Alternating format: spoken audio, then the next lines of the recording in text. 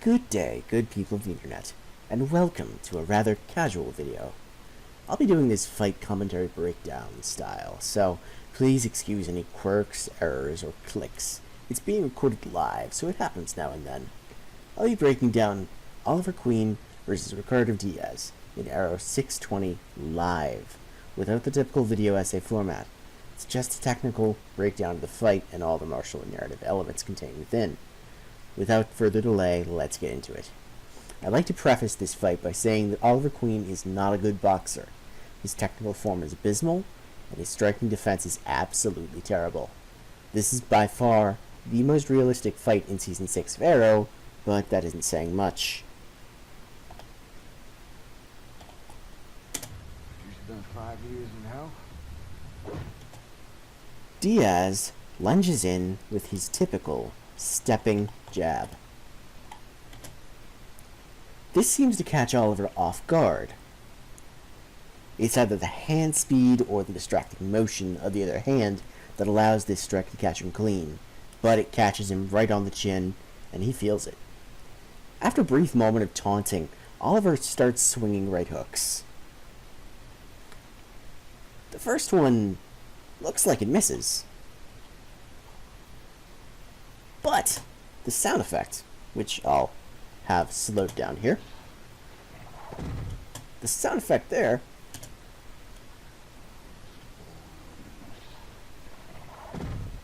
sounds like it hit. Diaz ducks under the second hook and grabs Oliver's shirt. He begins to feed Ollie straights right down the pipe. But he looks more annoyed than anything as he towers out of Diaz's grasp to slip a right hook. He comes over with a monstrous overhand and a massive switch kick, which I didn't think Stephen Amell could perform. I'm very impressed. Then he goes in with two hooks. Diaz parries both of them, first with his hand, second with his forearm. Just a moment to go off script here. I want you to appreciate how fast these parries are. That's fast. That's pretty good for an actor. Anyway, Diaz parried both hooks, and Diaz uses the chambering motion of the second hook, as you can observe, to fire off a shot right to the body. He goes body, head, body. Now, observe. Look how tight that hook is.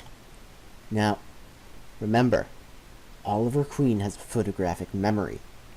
Now, these strikes stun the Green Arrow, who lashes out with a wild hook straight at Diaz. Fun fact, this frame right here, and this frame right here, and this frame are not sequential. Notice Oliver's absence in the first frame. Oliver is suddenly present in this frame. And notice his hand position. Diaz's hand is on Oliver's wrist. Yet in this frame, his hand is behind Oliver's bicep, or tricep, whatever. These three frames don't match up, which leads me to believe that this was a reshoot. These were actually from later in the fight. Notice Diaz's arm position. Notice his arm is vertical. Oliver's grimacing. I'll point out exactly where that's from in a moment. Because now, look, his arm isn't in that position, is it? No. It's further inside. And Diaz sinks in a guillotine on Oliver Queen. Oliver takes a moment to assess the situation. He's thus far been outstruck on the feet, and now Diaz is confident in grappling him. Oliver knows he can't escape Diaz's guillotine while standing, so he attempts to roll out of it, to the side. This is essentially Arrow's version of pulling guard. But it works, it's effective, and now Diaz knows he's got a dirty box. Now wait, this is that shot that I told you about. Notice his elbow position? This is Filipino dirty boxing. This is a Panantukan gunsing. He is targeting the elbow with his own forearm, hyperextending the elbow. And it hurts. But normally, in this situation, Diaz would do an arm drag to get into a more advantageous position, potentially an armbar. However, Oliver wrenches free, and Diaz fires off a hook in his direction. However, Oliver has gotten wise. He knows Panantukan as well, so he slips the hook, goes to the body. This stuns Diaz just enough for Oliver to plant a monster overhand that actually turns into a hook. Notice, look how tight that hook is. Photographic memory coming in handy. He then fires off a shot in Diaz's direction, but Diaz grabs it, as we'll see in a moment, after he takes a moment to assess. And Diaz takes a moment to cough. Come on, catch up to my script. There we go.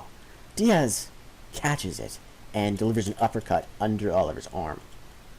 Dirty boxing, like I said. He then gets into the clinch with Oliver. Diaz, notice the hand position there. He's attempting to get into a single collar tie clinch, which doesn't work that way. Diaz's hand should be on the other side of Oliver. Should be against the right side of his neck, not the left. The other hand position is pretty good though, but this hand here on the right side of his neck would be able to prevent shots from coming in. Just like Oliver has right now. It's a little bit sloppy, but it's not bad. But still, the forward pressure pushes Oliver back. But Oliver clearly knows what to do in a clinch. He fires off a shot with floating ribs. That hurts Diaz. So he fires off a shot of his own. Diaz then follows up with a shot to the forearm, or to the tricep, and he wrenches Oliver's arm free, just enough to deliver a monster overhand to Oliver's chin, and he follows it up with his patented slap hook. This sends Oliver reeling. He hits the ground hard, so hard he can barely pick himself up. Diaz does it for him. He takes him and slams him right into a column. So hard that it breaks the column. Oliver picks himself up, but notice his eyes here. They're not shut out. The lights are not out.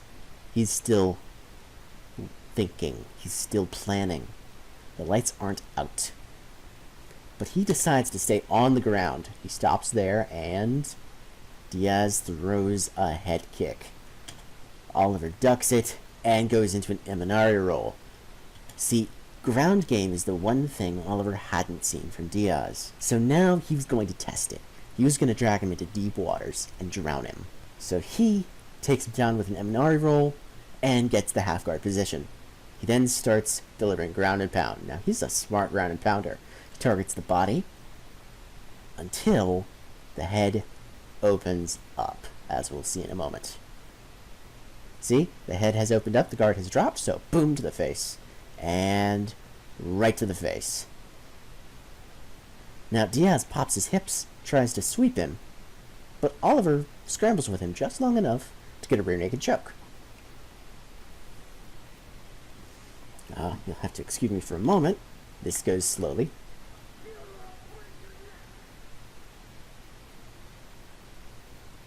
He doesn't yield, of course, because the choke... Really, there is no threat in the choke, so... excuse me. There is no threat in that choke. There's none.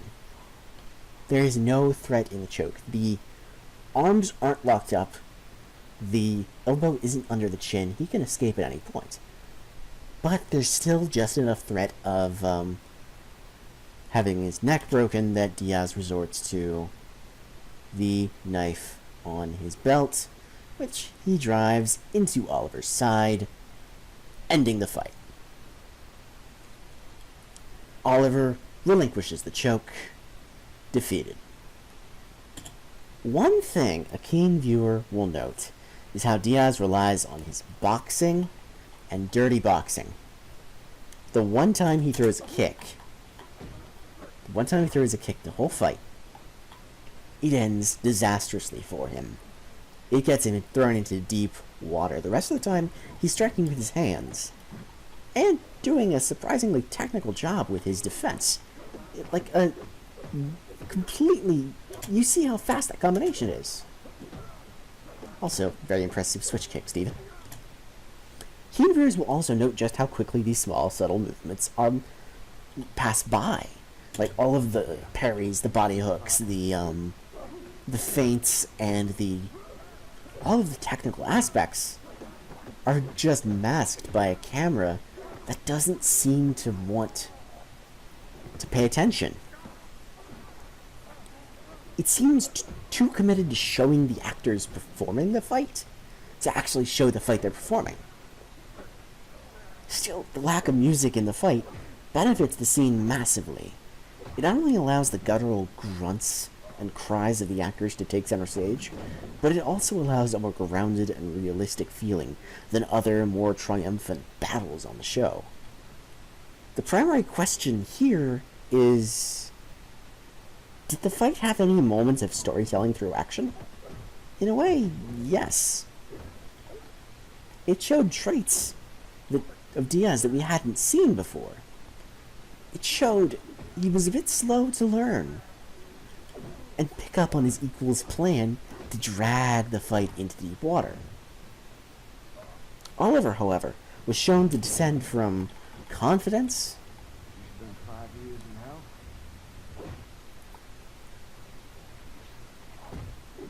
to... Oh, let me get the switch kick. I love that kick. Confidence to desperation to, ultimately, cunning, as he finally put into place his plan to drag Diaz down into his turf. These traits continued to their final battle, with an added element. Diaz never escalated the fight until Oliver did it first. He relied on his boxing until Oliver brought out kicks. He kickboxed with Oliver until he brought out grappling in Muay Thai. Then Diaz outclassed him in those areas too. That's something I'll cover in a separate discussion. For now, the primary points a viewer can observe are Diaz's stubbornness, his skill on the feet, Oliver's adaptability, and the camera's drunkenness.